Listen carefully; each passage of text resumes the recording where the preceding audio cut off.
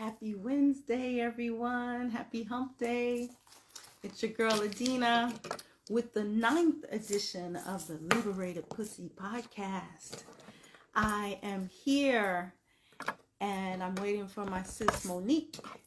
We're going to be talking about sacred union and the things we've been talking about in our goddess gathering when we meet every Wednesday. Not Wednesday, we meet on Thursday. Oh, Monique, I see you here. Let me add you.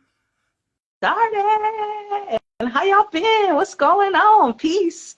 Peace, brother. $1 billion boom. Peace, peace, peace. Peace and blessings. We want to talk about, okay, let's see. Accept. Go live.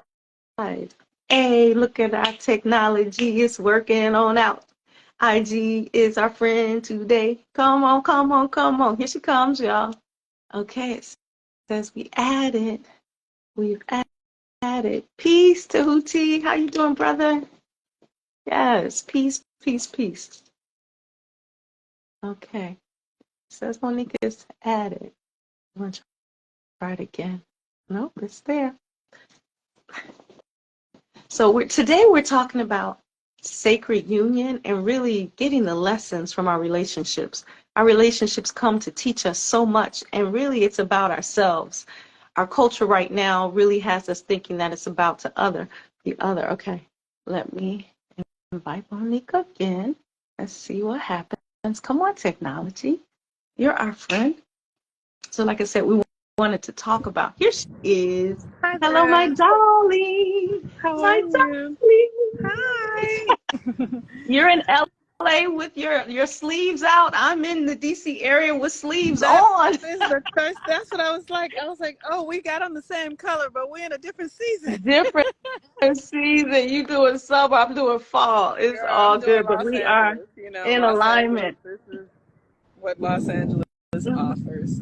I appreciate Always it. in alignment. Yes. So I was just giving the folks a little overview of what we're talking about, which is sacred union and how to connect with the other and get your lesson. You know, Yes. we're in an environment where folks are thinking everybody is toxic, but they're not looking in the mirror. Hello. I find that to be Hello. hilarious. So funny. We But tell I on also ourselves. remember when I was that way. I very Yes. much remember when I always thought the problem was with somebody else. And the ways I supported that belief. I'm very aware of the ways that I supported that belief system. And Well, when we look at the culture, everything tells us that.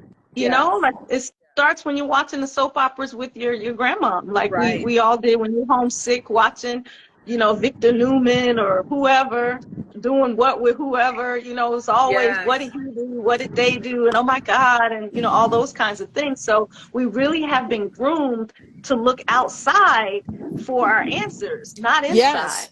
And it's so interesting. You're right, because I've been watching this show recently on television, and one of the things that I noticed while I was watching it was like, oh, everything is about somebody else. Nobody is doing no one is thinking about their own behavior. No one is thinking about what they did. And it's television, so I get it, but we spend so much time in front of these televisions. We spend so much time really being influenced by the stories that we consume, and the movies, the TV, the book, then the conversation. It has people stuck in a way that they can never get what they want when you're looking outside. Right.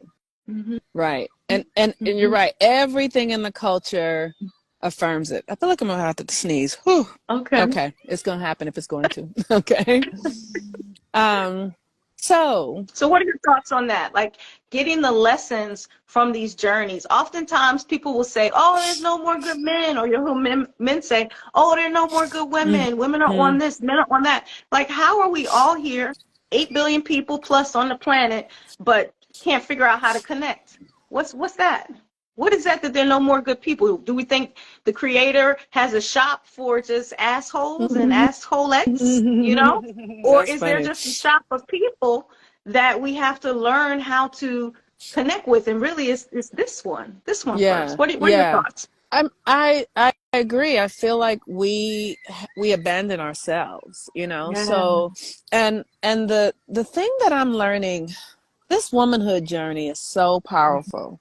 I just want to say that I feel like I have to sneeze, but it's not coming, so I'm going to just keep talking. And if you guys see me, Okay. Yay! Thank Do you. it again. I know, right? Bless Let's see. Okay. Bless you. Anyway, thank you.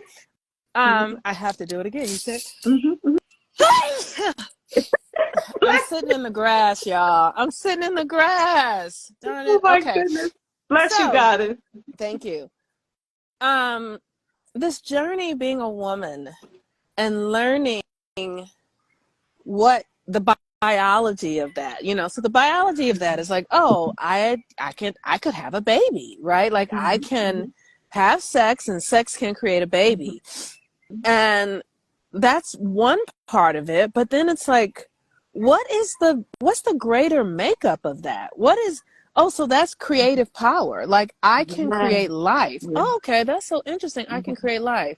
But it's deeper than that, because it's not just about a child that I create.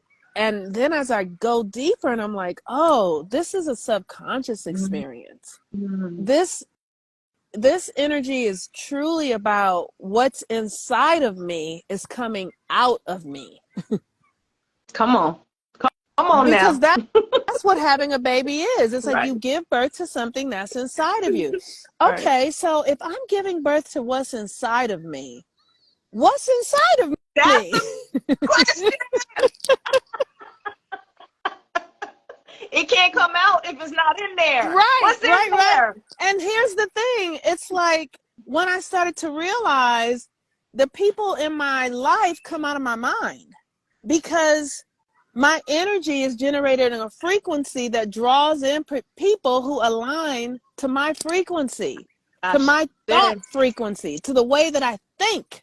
So every person in my life is an extension of my mind, except for the one that came out of my body. I do have one that came out of my body, and he is also an extension of my mind. And so being a woman is so powerful. And what I have seen is that not knowing who I am leaves all the power on the table. Gives it all over to somebody. You're creating. You're unconsciously creating them. That's and right. I would say maybe 99% of the world creates that way. Men and women. Unconsciously. Yes, that's right. So when you say, I think your question was relationships and how, how we are with relationships. For me, it's just really not only knowing that the relationship that I have with myself is the most important, but treating myself like the relationship I have with myself is the most important. Right. Like really being devoted to me. And people will think that is selfish, and people will think that is, we have all these words running around here now, narcissistic and all this kind of stuff. All I know is that if we don't know ourselves and prioritize ourselves, we don't have a right to ask someone else to do what we won't do for ourselves.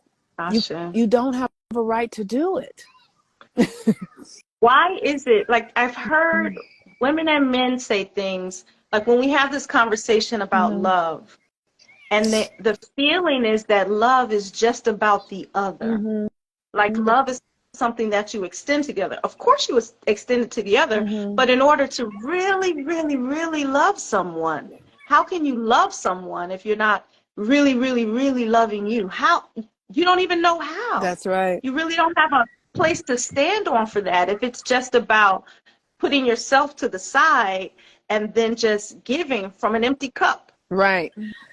It's such an interesting thing, because it's the world that we're in. It's all the fairy tales and all the television shows and all the marketing of looking for love outside of yourself. It's so interesting. There was a post of this woman crying, saying, what's wrong that I just want somebody to love me? And she was she was crying, but I could feel her agony. I could feel it. I could feel her agony. And what I could see was that she just doesn't love herself. She's looking for somebody to give her something she will not give to herself. And I remember that feeling. Yes. I remember when I didn't know myself. I remember when I was in a state of constant self-abandoning, not able to feel my feelings, not really truly curious even about my feelings, only looking for that hit of like, you know, romance or somebody's interested in me, the dopamine, right? And that would give me the feeling that I was alive or connected or valuable. And so I would go from one to the other looking for that dopamine hit. And when I started the work of actually coming into my, because I've been doing work to heal, and I did all manner of work to heal family patterns and to heal generational trauma and to heal like all this stuff I had done. And then I sat down one day and Spirit said, okay, now you can get to know yourself. And I remember saying, what do you mean now I can get to know myself? I have been doing this for years. For years. You don't even know yourself yet. Okay, Bumblebee. Thank you, Bumblebee. You're a flower. Thank You're you. A flower. Thank you. I love that. I love bumblebee. You know, bumblebees are such, I mean, bees are such high frequency beings. So I appreciate it. And it's hard to talk when I have a bee trying to get flying in your mouth. Right. But it was really interesting when I heard Spirit say, you don't know yourself yet. I was like, I've been doing this work for a long, what do you mean I don't know myself? Yeah. Yes. And it was true. It was true. I was like, oh gosh, like I don't really know how my intuition works. I don't really know what my needs are.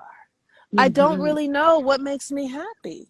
Yes. I don't really know, like, it's such an interesting thing. Like, you know, I could talk on it, but I was born into like a family that was of open relators. Like my parents were like open relators. So because of that kind of experience of men having more than one woman and women having has always been like common for me.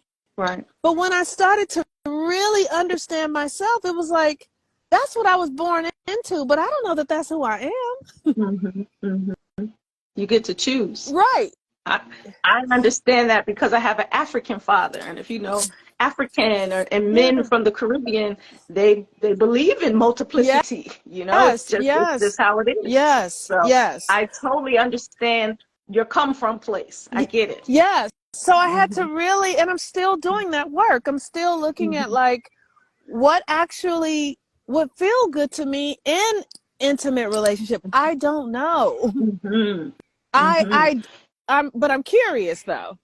How about you? So it's really beautiful when you start to ask yourself the questions. As a young woman, I don't think we take the time to question what we want or what we desire. We were told in the fairy tales about this is what you want. You know, you get married, you get a job, you have a baby, you know, and it's kind of laid out and you walk that path. But for me, you know, I did all of that and walking the path, I still didn't know, like you said, what really makes me happy or what do I really want? So how do you bring to a relationship? So now I'm married with 3 babies and I don't know what I really want. I mean, that's you know, it's like, wait, what? I know. Isn't that an amazing thing? I feel like when I was saying I do, literally standing in front of the woman who was marrying us, I heard the voice in me say, fuck.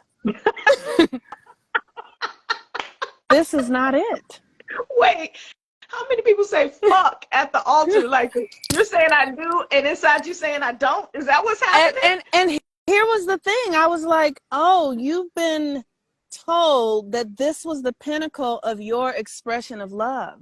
And you're at the altar and you see that you're wrong. That's not it.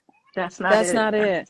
And so in that moment, and maybe, you know, several months later, I was like, oh, I really like to chase. Like I'm a bit of I have a natural sort of game player in me, meaning like, you know what I mean? Like I like to win. I like to, right? Like, and so it was almost, but I was unconscious about that. It was the pursuit of marriage really at the depths of myself was like,